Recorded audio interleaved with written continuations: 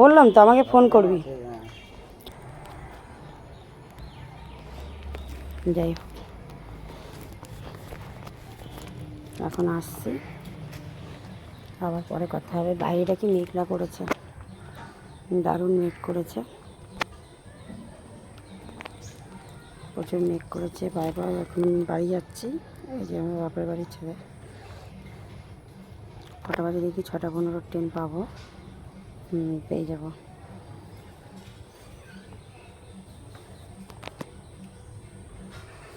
পিঠের ভিতরে কেমন অশান্তি অশান্তি পাকাচ্ছে।